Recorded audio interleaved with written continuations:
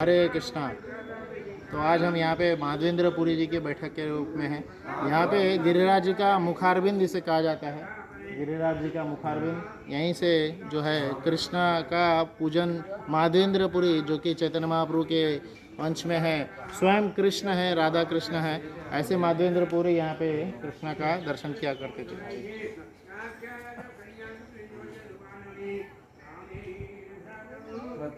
कृष्णा का दर्शन किया करते थे, कृष्णा का भजन करते थे। वहीं पे माधवेंद्रपुरी का भजन कुटीर भी है।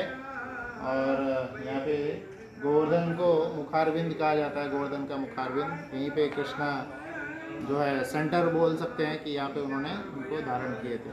तो यहाँ पे एक बार दर्शन ले सकते हैं। यही सेंटर था। हाँ, यही सेंटर था।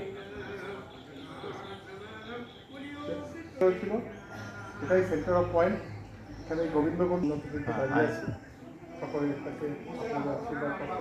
हरे कृष्णा। तो ये माधवेंद्रपुरी जी हैं। माधवेंद्रपुरी स्वयं ऐसा कहे जाते हैं भीम के अवतार के रूप में है।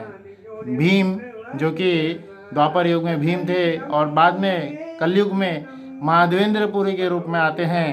और उन्होंने पूरे वैष्णविज्म का शुद्ध रूप से हर जगह प्रचार किए थे।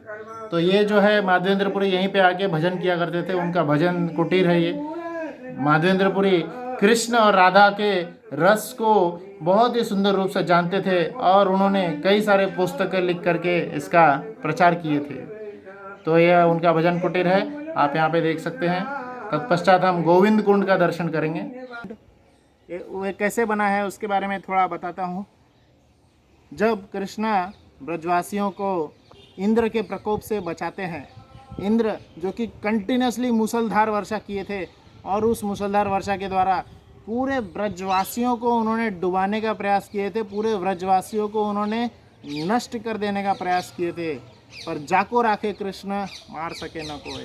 तो ऐसे कृष्ण ने पूरे ब्रजवासियों को यह दिव्य गोवर्धन उठा करके, गोवर्धन यहाँ पे जो यह दिव्य गोवर्धन इतना बड़ा पर्वत दिख रहा है, यह दिव्य गोवर्धन शिला के पास में ही हम खड़े हैं।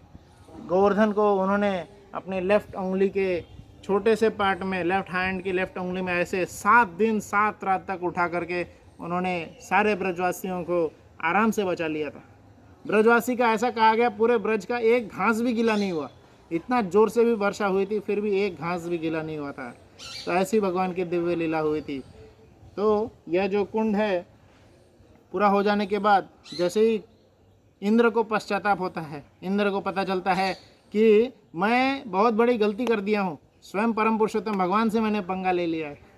तो पश्चाताप करने के लिए सुरभि जो गायों की देवता है, आगे चल के सुरभि कुंड भी आएगा, तो सुरभि जो है गायों की देवता, उन्होंने कृष्ण का, उनके साथ में इंद्र आते हैं और कृष्ण का वर्शिप करते हैं।